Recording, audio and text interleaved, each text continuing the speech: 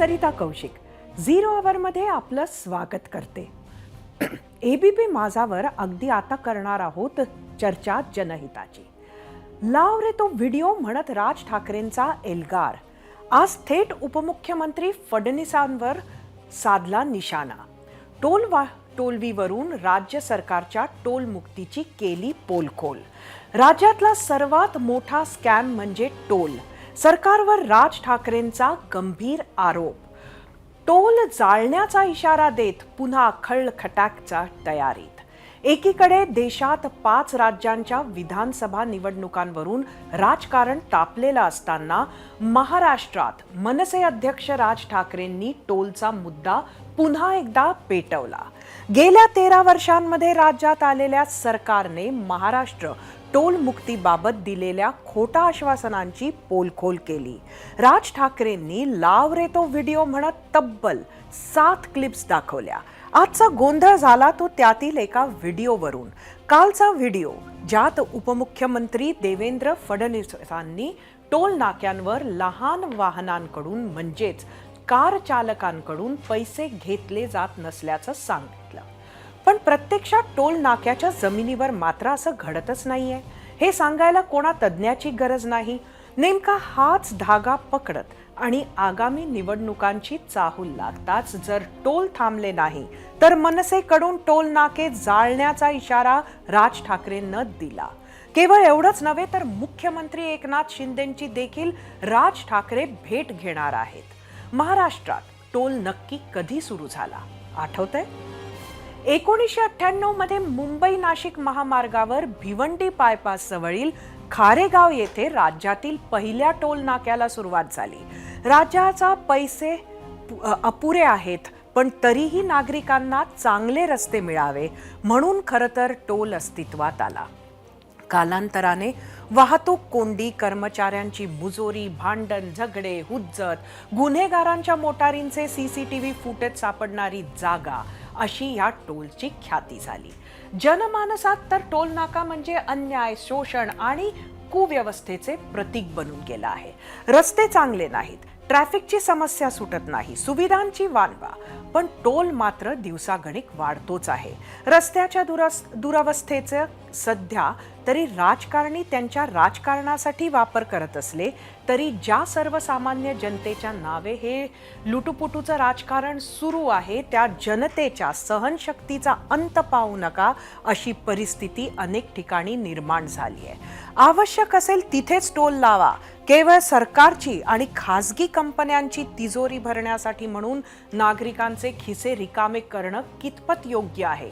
Toll नाक्यांबाबत सरकार धोरण कधी स्पष्ट करणार हे प्रश्न अद्याप अनुत्तरितच आहेत. राज ठाकरेंचा अजून एक मोठा आरोप, टोल म्हणजे महाराष्ट्रातले सर्वात मोठे स्कॅम. यावरच आम्ही आजच्या भागात एक महत्त्वाचा प्रश्न विचारला होता आणि तो प्रश्न पाहण्यासाठी आपण जाऊया आपल्या पोल सेंटरवर. आजचा आपला प्रश्न होता, टोल हा महाराष्ट्रातील सर्वात मोठा स्कॅम. राज ठाकरेंच्या वक्तव्याशी सहमत आहात का? तुम्हाला सांगायचं होतं होय किंवा नाही. महाराष्ट्र नवनिर्माण सेना आणि टोल हे नातं गेल्या अनेक वर्षांचं आहे. 2006 साली राज ठाकरेंनी मनसेची स्थापना केली. तेव्हापासून त्यांनी मराठी माणूस, मराठी भाषा याच विषयांना केंद्रस्थानी ठेवत राजकीय वाटचाल सुरू केली. परप्रांतीय विरोध, रेल्वे भरतीत भूमिपुत्रांना स्थान, राज्यातील दुकानांवर मराठी पाट्यांची मागणी आणि टोल बंदी. 2006 ते 2016 राज ठाकरेंच्या मनसेनं याच विषयांवर आंदोलनं केली. याच आंदोलनांमुळे मराठी तरुणही त्यांच्याकडे आकर्षित झाला. पहिल्याच निवडणुकीत मनसेला जोरदार यशही मिळालं. पुढेही मराठी भूमिपुत्रांसाठी मनसेची आंदोलनं सुरूच होती. मात्र भूमिका सौम्य होत गेली आणि त्याचबरोबर त्यांचा मतदारही दुरावला. म्हणूनच की काय राज ठाकरेंनी पुन्हा एकदा जुनाच फॉर्म्युला नव्यानं वापरण्याचा निर्णय घेतल्याचं दिसतंय. आज राज ठाकरेंनी टोलच्या मुद्द्यावर पत्रकार परिषद घेतली आणि विषय पुन्हा एकदा तापवला. कसा ते पाहूयात. जरा लावा व्हिडिओ. लाव. जी घोषणा तेव्हा आम्ही केली होती त्यानुसार राज्यातल्या सगळ्या टोलवर जे 4 व्हीलर्स आहेत किंवा छोट्या गाड्या आहेत त्यांना आम्ही मुक्ती दिलेली आहे. 2019 साल प्रमाणेच राज ठाकरेंनी पुन्हा एकदा लाव रे तो व्हिडिओ म्हणत टोलच्या मुद्द्यांवरून राज्य सरकारला टार्गेट केलं. आणि हेच व्हिडिओ दाखवल्यानंतर सर्व पक्षीयांवर बरसले. ही माणसं प्रत्येक वेळेला येऊन टोलमुक्त महाराष्ट्र करू, टोलमुक्त महाराष्ट्र करू, आणि यांची सगळ्यांची सरकार येऊन गेलेली आहेत आजपर्यंत. याच्यापैकी एकही गोष्ट झालेली नाही. आणि हा अनेक लोकांचा, राजकारणातल्या अनेक लोकांचा हा उदरनिर्वाहाचं साधन आहे. हे टोलचा सगळा पैसा, हा सगळा कॅशमधला पैसा, हा पैसा जातो कुठे? म्हणजे खऱ्या अर्थाने जर समजा आपण बघितलं तर टोल हा महाराष्ट्रातला सगळ्यात मोठा स्कॅम आहे. राज्यात टोल वसुली हाच सर्वात मोठा स्कॅम आहे असं म्हणत राज ठाकरेंनी उपमुख्यमंत्री देवेंद्र फडणवीस यांचाही एक व्हिडिओ पत्रकार परिषदेत दाखवला. तो व्हिडिओ कालचाच होता. जी घोषणा तेव्हा आम्ही केली होती त्यानुसार राज्यातल्या सगळ्या टोलवर जे 4 व्हीलर्स आहेत किंवा छोट्या गाड्या आहेत त्यांना आम्ही मुक्ती दिलेली आहे. केवळ कमर्शियल मोठ्या व्हेकलवरच टोल महाराष्ट्रातल्या टोलवर आपण त्या ठिकाणी घेतो. फडणवीसांच्या याच वक्तव्याला धरून राज ठाकरेंनी एक इशारा दिला. आता उपमुख्यमंत्र्यांनी सांगितल्याप्रमाणे जर समजा 4 व्हीलरला, 3 व्हीलरला आणि 2 व्हीलरला जर समजा टोल नाही आहे तर आमची माणसं तिकडे प्रत्येक टोल नाक्यावरती उभी राहतील आणि 4 व्हीलर, 3 व्हीलर, 2 व्हीलर यांना कोणत्याही प्रकारचा टोल लावू दिला जाणार नाही. आणि याला जर समजा विरोध करायचा प्रयत्न केला तर हे टोल नाके आम्ही जाळून टाकू. पुढे काय सरकारला करायचं ते सरकारने करावं. राज ठाकरेंच्या पत्रकार परिषदेनंतर लगेच पडसाद उमटू लागले. मनसे नेत्यांनी मुलुंड टोल नाक्यावर आंदोलन केलं. काही मिनिटं 4 चाकी गाड्यांना विना टोल सोडलंही. मात्र पोलिसांनी नेत्यांना ताब्यात घेतलं आणि टोल नाका पुन्हा सुरू झाला. वाशी टोल नाक्यावरही काही काळ अशीच स्थिती होती. तर तिकडे उपमुख्यमंत्री देवेंद्र फडणवीसांनीही आपल्या वक्तव्यावर आणि राज ठाकरेंच्या आरोपांवर उत्तर दिलं. 31 मे 2015 रोजी राज्यातल्या एकूण 12 टोल नाक्यावरील वसुली पूर्णपणे बंद केली. त्यात सार्वजनिक बांधकाम विभागाकडील 11 तर महाराष्ट्र राज्य रस्ते विकास महामंडळाचा 1 टोल नाका आहे.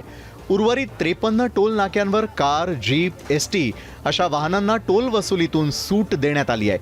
या संदर्भात नुकसान भरपाई देण्याचा निर्णय सुद्धा 2017 मध्ये घेण्यात आला होता आणि त्याचा GR सुद्धा 31 ऑगस्ट 2017 रोजी जारी करण्यात आला. खरं तर टोलचा मुद्दा पुन्हा पेटला तो 1 ऑक्टोबर पासून निर्णयानंतर. त्या दिवशी मुंबईतल्या 5 टोल नाक्यांवरच्या दरात वाढ करण्यात आली.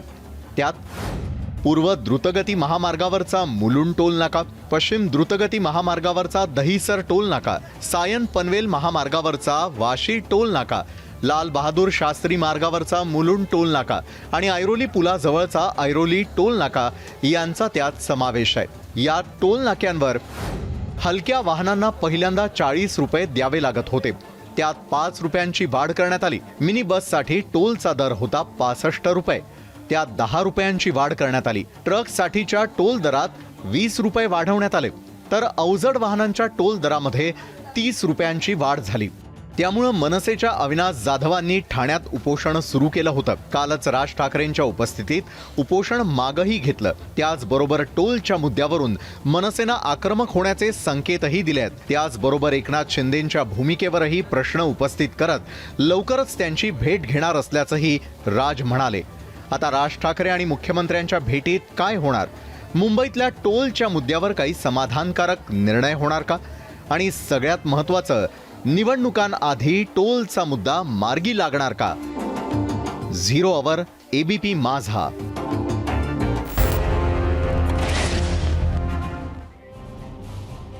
एकंदरीत जनमानसात टोलविषयी अफाट असंतोष खतखततो आहे हे उघड आहे. प्रश्न वाटतो तितका सोपा नाही आणि हीच नाडी ओळखून राज ठाकरे आणि मनसैनिक रस्त्यावर उतरले आहेत. गेली 17 वर्ष रखडलेला मुंबई गोवा हायवे असो किंवा खड्डेमय रस्ते, वारंवार सरकारची कोंडी करण्याचा प्रयत्न होतोय. तसंही मनसेला रस्त्यावर उतरण्याचा आणि टोल बंद करण्याचा बराच मोठा अनुभव आहे. 2011-12 आणि 2014 मध्ये राज ठाकरेंच्या नेतृत्वात अनेकदा टोल नाके फोडण्यात आले. स्वतः राज ठाकरेंना देखील वाशी टोल नाका तोडफोड प्रकरणी 12 फेब्रुवारी 2014ला अटक झाली होती.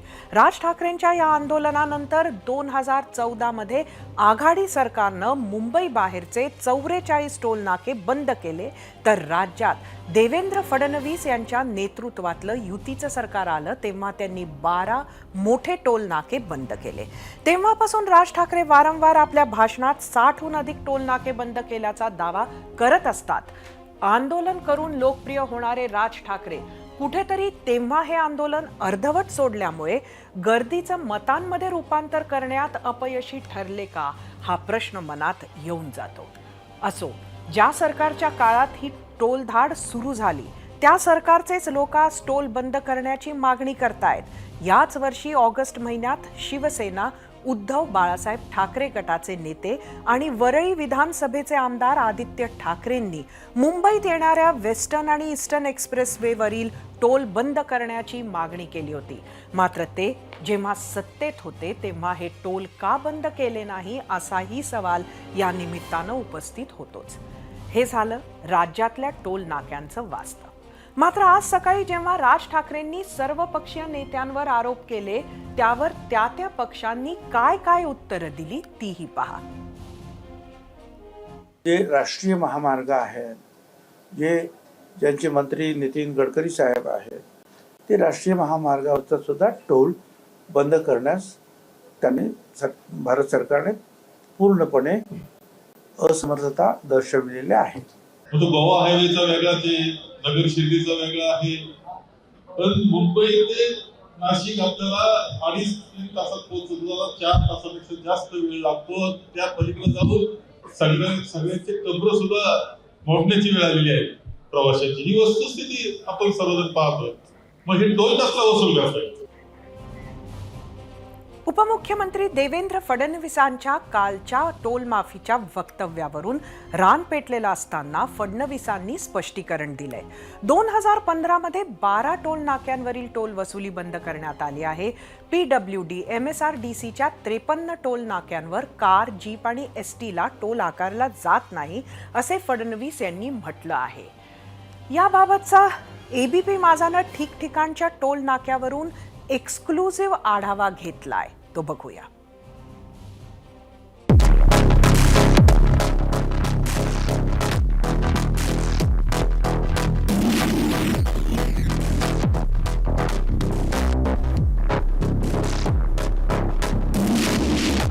राज्यात सध्या टोलचा विषय जो आहे तो खूप मोठ्या प्रमाणात गाजत आहे. त्यातल्या त्यात काल उपमुख्यमंत्री देवेंद्र फडणवीस यांनी एक वक्तव्य केले की हलक्या वाहनांना आम्ही टोल माफी दिलेली आहे. त्याचाच रिॲलिटी चेक करण्यासाठी ABP माझा आलेला आहे. अमरावती जिल्ह्यातील नांदगाव खंडेश्वरच्या समृद्धी महामार्गाच्या जे एंट्री पॉईंट आहे त्या ठिकाणी आता आपण पाहूया की खरंच हलक्या वाहनांना टोल माफी आहे किंवा नाही. चला माझ्यासोबत आपण पाहूया.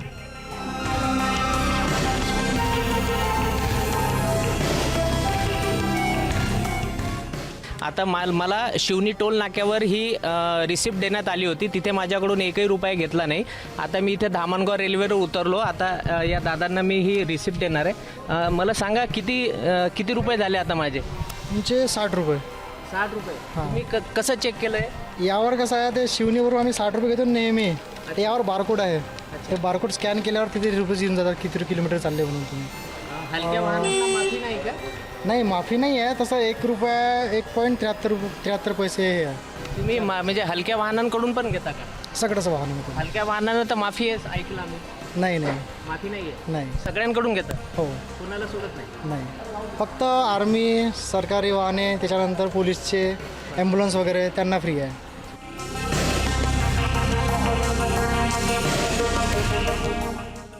मी यांना माझे जे 60 रुपये आहे टोल नाक्याचे ते मी यांना देतोय. जे हलकं वाहन आहे माझं अल्टो 800, पण तरीसुद्धा मला या समृद्धी महामार्गावर टोल लागलेला आहे.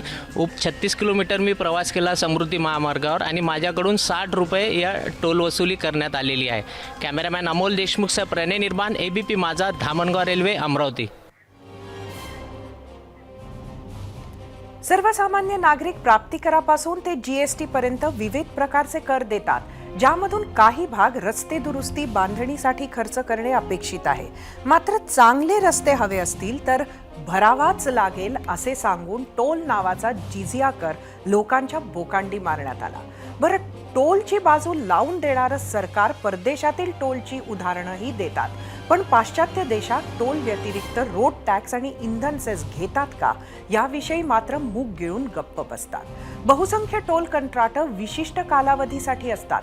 त्या कालावधीत कंत्राटदाराला त्याचा फायदा गृहीत धरून किती रक्कम मिळणे अपेक्षित आहे याचाही उल्लेख असतो. त्यापेक्षा अधिक रक्कम मिळाली तर ती सरकार दरबारी जमा करण्याची तरतूद मात्र कंत्राटात नसते. याचा फायदा कंत्राटदारालाच होतो. टोल वसुली ही अत्यंत अपारदर्शक यंत्रणा आहे. टोल कंत्राटदारापासून ते टोल किती गोळा झाला येथपर्यंतची कोणतीच माहिती नागरिकांना समजत नाही. सप्टेंबर 2016 मध्ये आयोगानं राज्य रस्ते विकास महामंडळ आणि सार्वजनिक बांधकाम विभागाला महाराष्ट्रातील सर्व टोल कंत्राटे आणि दरमहा प्रत्येक टोल नाक्यावरून जाणारी वाहने, जमा टोल यांची माहिती वेबसाईटवर प्रसिद्ध करण्याचे आदेश दिले. तेव्हापासून निदान महाराष्ट्रात तरी ही माहिती प्रसिद्ध व्हायला लागली. याच टोलबाबत विचारलेल्या प्रश्नावर तुम्ही काय प्रतिक्रिया दिल्या आहेत, त्या प्रतिक्रिया पाहण्यासाठी आपण जाऊया आपल्या मीडिया सेंटरला.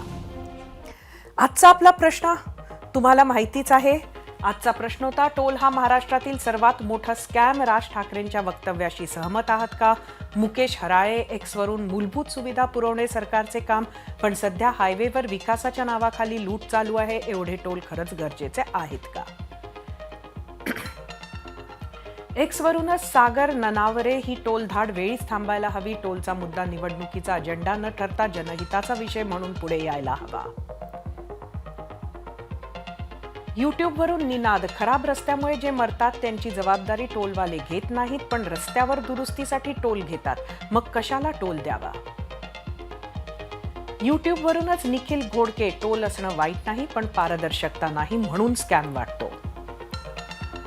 युट्यूबवरूनच सागर जाधव, सर्वसामान्यांची जीएसटी स्वरूपात अगोदरच लूट केली जात आहे, त्यात टोलची भर. युट्यूबवरून संताजी अहिरे, ट्रॅफिक जॅम असतानाही टोल वसुली चालते. युट्यूबवरून प्रदीप फलटणकर, हे शहाणपण निवडणुकीपूर्वीच का सुचतं? खिसे गरम झाले की मुद्दा बारगळतो. हा गेल्या 10 वर्षातला अनुभव आहे. फेसबुकवरून सूर्यकुल वाघमारे, 100% सहमत आहे. फेसबुकवरून सचिन दहीकर, हो नक्की, जनतेकडून टोल वसुली केली जाते. रस्ते बघा आमच्या गडचिरोली जिल्ह्यामधले. इंस्टाग्रामवरून विजयकुमार परब, होय, खर्च किती आणि टोल किती वसूल झाला याचे परिणाम दाखवण्यासाठी यंत्रणा हवी.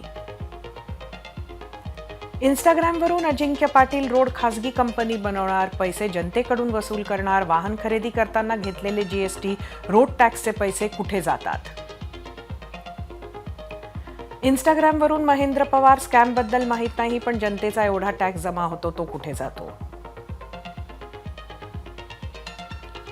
इंस्टाग्रामवरूनच वैशाली खिल्लारे, हो, आम्ही पिंपरी चिंचवडला राहतो तरी आम्हाला शिरगाव जवळचा टोल भरावा लागतोय.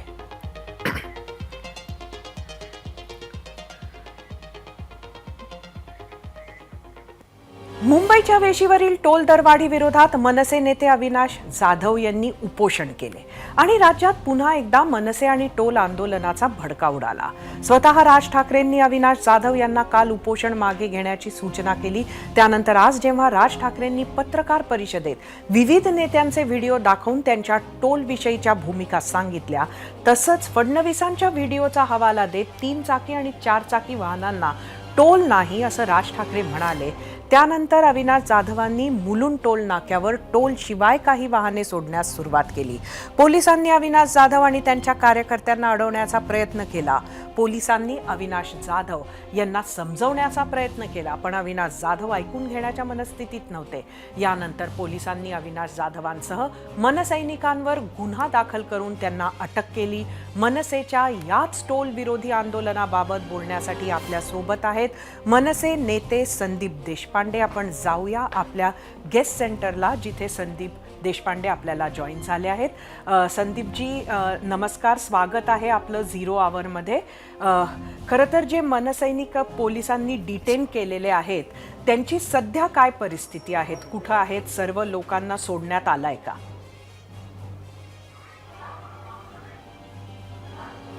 नाही, अजून मला त्यांच्याशी संपर्क माझा होत नाही आहे, अविनाश जाधव यांच्याशी, त्यामुळे मला कल्पना नाही आहे. पण ठीक आहे, म्हणजे महाराष्ट्र नवनिर्माण सेनेच्या महाराष्ट्र सैनिकाला केसेसबद्दल काही म्हणजे नवीन गोष्ट नाही आहे. आम्ही नेहमी रस्त्यावरच्या लढाया लढलेल्या आहेत. संघर्ष हाच आमचा मूलभूत स्वभाव आहे आणि संघर्ष करायला महाराष्ट्र सैनिक कधी घाबरत नसतो. आता जी माहिती हाती येते ती ही आहे की अविनाश जाधवांवर गुन्हा दाखल झालेला आहे आणि सध्या त्यांना मेडिकल साठी नेण्यात आलेलं आहे. काय प्रतिक्रिया द्या?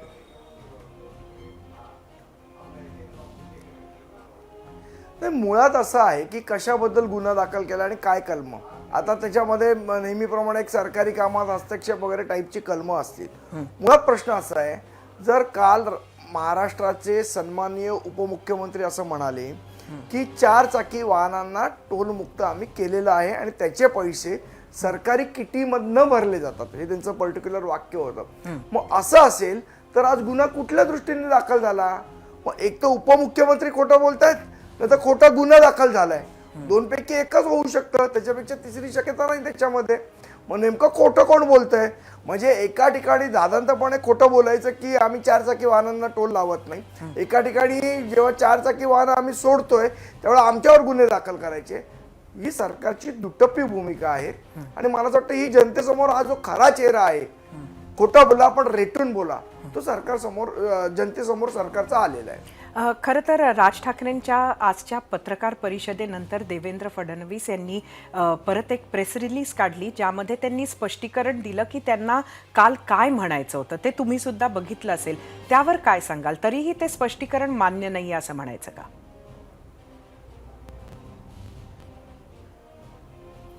मुळात स्पष्टीकरण आहे ना, तुम्ही बघितलं तर गोल गोल गोल गोल गोल गोल फिरवलेलं स्पष्टीकरण आहे. काहीतरी आकडेवारी फेकायची म्हणून फेकलेली. 2015 साली 15-12 टोल हे केले आणि बाकी 54 टोलवर. कुठले 54 टोल आहेत की ज्याच्यावर तुम्ही 4 चाकी वाहनांना एक्झम्पशन दिलेलं आहे? ते तर सांगा. असं अर्धवट स्पष्टीकरण का देताय तुम्ही? आणि 12 टोल नाके बंद केले, कुठले बंद केले आणि कुठल्या 4 टोल नाक्यावरचे पैसे सरकार भरतंय? याचे कुठेतरी जेव्हा आकडेवारी तुम्ही देताय तेव्हा त्याचं स्पष्टीकरण द्यायला नको का? आणि दुर्दैवाने हा प्रश्न कोणी विचारत नाही त्यांना, कारण त्यांना माहिती होतं की हा प्रश्न जर त्यांनी प्रेस कॉन्फरन्स घेऊन जर सांगितला असता तर लोकांनी विचारलं असतं की कुठले टोल, म्हणून आपलं एक स्पष्टीकरण कागदोपत्री दिलेलं आहे. त्या स्पष्टीकरणमध्ये काही अर्थ नाही. काल तुम्ही म्हणालात की राज्यातले सर्व टोल, मग स्पष्टीकरणामध्ये तुम्ही 54 टोल कुठनं आणलेत? बरं 54 टोल आणलेत तर आणले, ते कुठले 54 टोल आहेत? याच्याबद्दल कुठलंही स्पष्टीकरण त्या पूर्ण प्रेस रिलीज मध्ये नाहीये. नक्कीच. खरं तर लोकांना टोलमुळे प्रचंड त्रास आहे आणि त्यात रस्त्यांची जर अवस्था बघितली, कारण मुळातच टोलची संकल्पना ही चांगले रस्ते मिळावे ह्यासाठी होती, मात्र आपण बघतो आहोत तसं होत नाही आणि खास मुंबईकरांना तर त्याचं खूपच मोठा जाच आहे टोलचा असंच म्हटलं पाहिजे. पण काही प्रतिक्रिया जी आजच्या प्रश्नाला आज आपल्या प्रेक्षकांकडनं आलेली आहे एबीपी माझा आहे, त्यामध्ये एक असं दिसतं की असा मुद्दा निवडणूक आल्यावर उचलला गेला असं सुद्धा काही प्रेक्षकांनी मत मांडलं. काय तुम्ही म्हणाल यावर?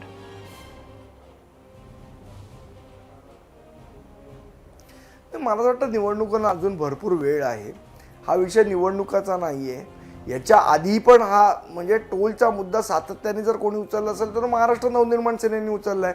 मला असं वाटतं लोकांनी हा प्रश्न भारतीय जनता पक्षाला सुद्धा विचारला पाहिजे, शिवसेना उभाटा आणि शिवसेना शिंदे गट यांना सुद्धा विचारला पाहिजे, राष्ट्रवादी काँग्रेसला. कारण ह्या सगळ्यांनी त्यांच्या वचननाम्यामध्ये म्हटलं होतं की आम्ही टोलमुक्त महाराष्ट्र करू. मग आज मला सांगा की आज निवडणुका, पुन्हा एकदा निवडणुका येत आहेत आणि मग त्यावेळेला त्यांना त्यांच्या वचनाची जर आठवण करून दिली की तुम्ही म्हणाला होता टोलमुक्त महाराष्ट्र करू, त्याचं काय झालं? तर त्याच्यामध्ये राजकारण कुठे आलं? त्यांनी जे वचन दिलेलं आहे लोकांना त्याचीच आठवण आम्ही करून देतोय त्यांना. नक्कीच. आपण आमच्या प्रश्नांबद्दल उत्तरं दिलीत. झिरो आवरमध्ये आपण जॉईन झालात. आपले खूप खूप धन्यवाद.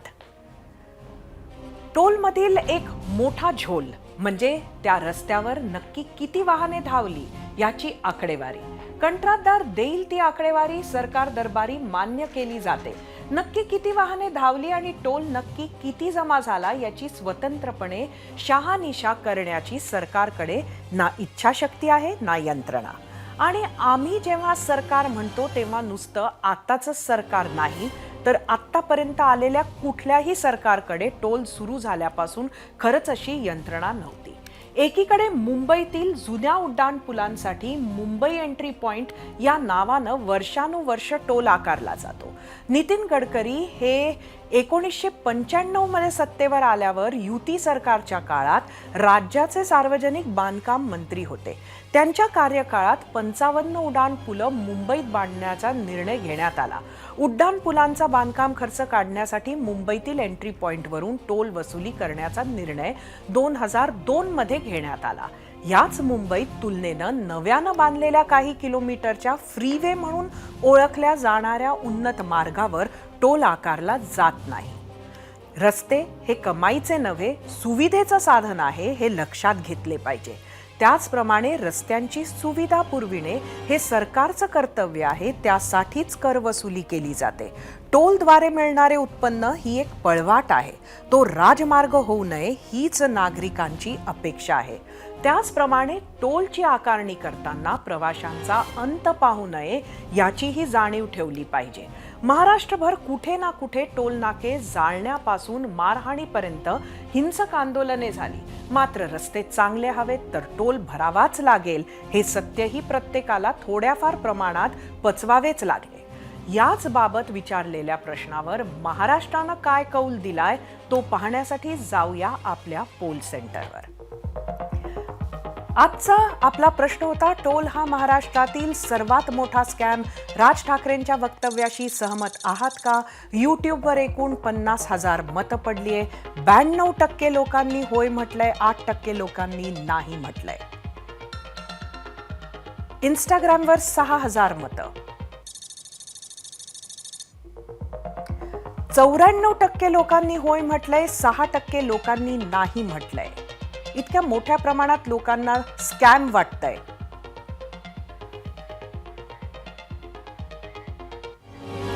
खरं तर टोलसाठी फक्त राज्य सरकारचं जबाबदार आहे असं नाही.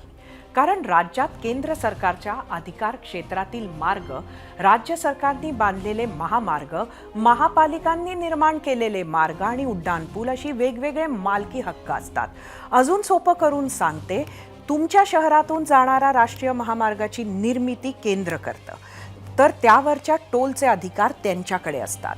जो महामार्ग राज्य सरकार तयार करतं त्यावर राज्य सरकारकडून टोल वसुली होते आणि जे जे मार्ग महापालिकेकडून तयार केले जातात त्यावरची टोल वसुली महापालिका करते.